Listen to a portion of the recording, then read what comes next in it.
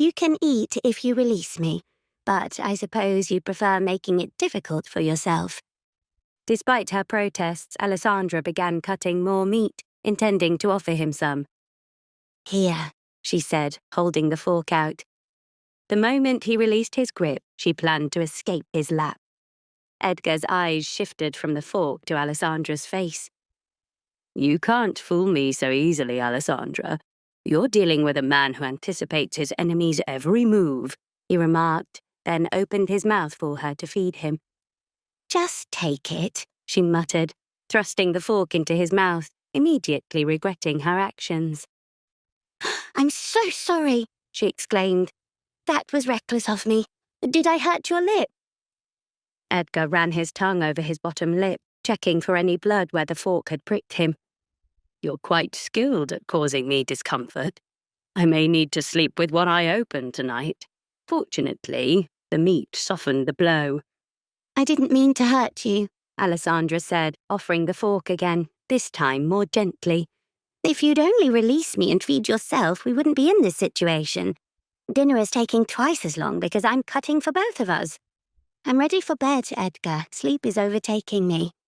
"Very well," Edgar said, releasing her, bringing an end to the game. Alessandra quickly rose from his lap before he could change his mind. She didn't admit it, but she missed sitting on his lap the moment she stood. "I'll stand and eat. We might be careful, but crumbs always manage to find their way to the bed, and you've had enough trouble with ants." "Sit here," Edgar said, pushing the chair toward her. "What sort of man would I be to let you stand while I sit?"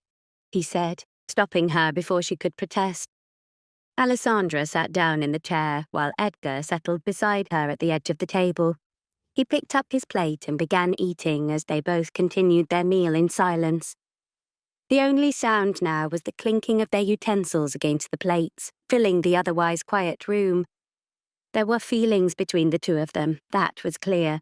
But for the time being, Edgar would hide his behind humour, and Alessandra would continue to project discomfort, nervous of giving her husband an insight she herself wasn't yet ready to face. Edgar held a bottle up before his wife. "Do you care for a bit of wine before bed?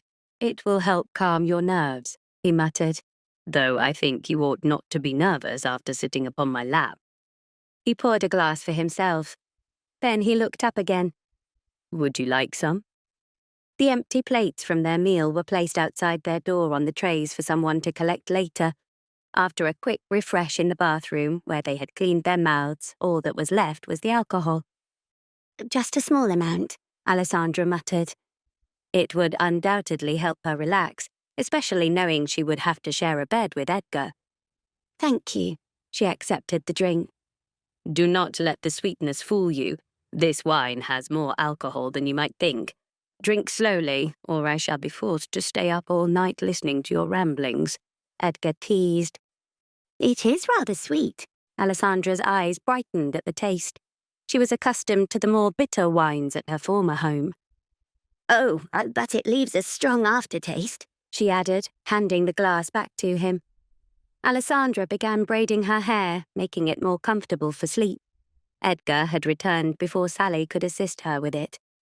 In the meantime, Edgar shut the window he had left ajar and tossed another log onto the fire to keep the room warm. If need be, he would wake during the night to add more wood, ensuring Alessandra would not be cold. Once her hair was done, Alessandra crawled into the large bed from the side where she had been sitting. She wanted to be the first to settle in, hoping to feign sleep quickly so Edgar might leave her to rest. Alessandra lay on her side, facing the window, to gaze at the night sky. Looking at the stars from her bed always helped her unwind after long, tiring days. She shut her eyes quickly when she felt the bed shift, knowing Edgar had joined her. "Trying to fall asleep already?" he murmured. "I warned you, you're too predictable. I don't know what more I can say to make you comfortable in bed with me. It wouldn't be a problem if you wanted me to leave, Alessandra." "No, stay," she replied, her eyes remaining closed. This bedroom had belonged to him far longer than it had been hers. It would be rude to ask him to leave simply because she was nervous about sharing the bed. Very well, Edgar said. I won't judge if you decide to come over here during the night. You may even embrace me if you wish. Alessandra threw a pillow behind her toward him to silence his teasing. Good night, she muttered. She didn't need to turn around to know he was smiling. Good night, Alessandra. Your Grace, breakfast will be ready in half an hour. What would you like to do in the meantime? Continue organising the art room? Or perhaps go through the rest of the gifts the Duke has prepared for you? Sally asked, startling her mistress. What was that? Alessandra snapped out of her thoughts. I'm sorry, my mind wandered. Breakfast is in half an hour. What do you wish to do until then? Sally repeated. She had noticed Alessandra seemed lost in thought ever since she had arrived to help her prepare for the day. Something must have happened when the Duke and Duchess were alone, but it wasn't Sally's place to inquire. I'd like to take a short walk outside to clear my mind. I haven't had the chance to see much of the grounds yet, Alessandra replied. Why can't I stop thinking about this morning? She sighed inwardly. When she woke earlier that day, Edgar had openly remarked on how much she rolled around in her sleep. She had tossed and turned so much that she ended up on his side of the bed. Alessandra had no recollection of it, but she was mortified at the thought. This was the first time she wished the Duke would tease her, just so she could know if she had embarrassed herself.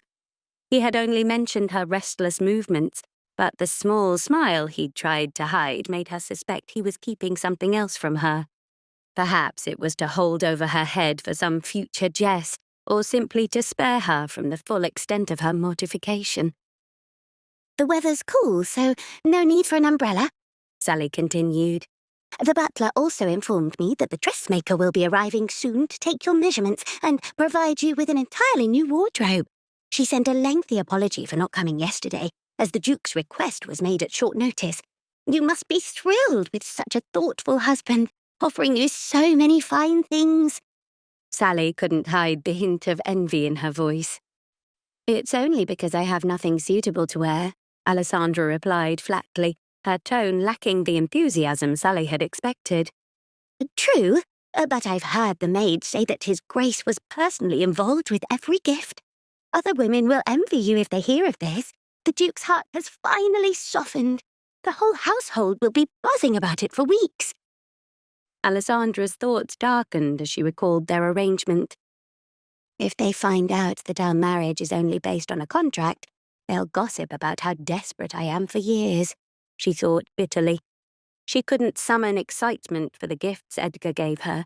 She knew there were no genuine feelings behind them. Instead of responding, she chose silence and walked outside to the garden to clear her mind, as she had planned. As Alessandra and Sally strolled along the house's edge, hoping to remain easily visible when breakfast was ready, they noticed a man in attire ill-suited for outdoor work, digging a hole next to a flower bed. Is that the gardener? Alessandra asked, curious about the man's formal clothes, which seemed more suited for a gathering than for gardening. Sally shrugged, equally perplexed. I haven't been introduced to anyone yet. For how long will you stand there staring? The man, whom they assumed was the gardener, called out after feeling their gaze on him. Are you not going to introduce yourselves? Excuse me, sir. Sally stepped forward to admonish the man for speaking so carelessly to Alessandra. You should be the one to introduce yourself. My lady is, after all, the Duchess of Lockwood. The Duchess? The man paused and then smiled. Just the one I was hoping to see. He turned to the maid and handed her a tool. Would you mind lending a hand with these flowers, dear? The soil is better on the other side. Then he approached Alessandra, his expression friendly. Please forgive me for the intrusion, Your Grace. I spent many years in these gardens, running and playing with my older brother. It has not been my address for decades, but I still think of it as a home. Alessandra frowned, a realization beginning to form in her mind. What is your name, sir? The well-dressed man smiled and extended a hand. Percy Collins, my lady. I believe you have just married my nephew. Both Alessandra and Sally widened their eyes in surprise. Percy, the Duchess breathed. You are Edgar's uncle. The man chuckled. Indeed, quite obvious, I would think, considering the family resemblance. Though perhaps I am not quite as handsome as my nephew. Alessandra allowed Percy to take her hand, but for the life of her she couldn't think what to say. Lord Collins simply smiled. Now then, judging from your peaceful walk, I gather you haven't yet met my sister-in-law, Lady Priscilla. Come, join me, and we can delay the inevitable for a little while longer, Percy said, extending an arm. Wait, that's not the end. You've just had a free taste. Now get the full story on the Pocket FM app, link in description. Check out our next video and playlist, and don't forget to like, share, and subscribe.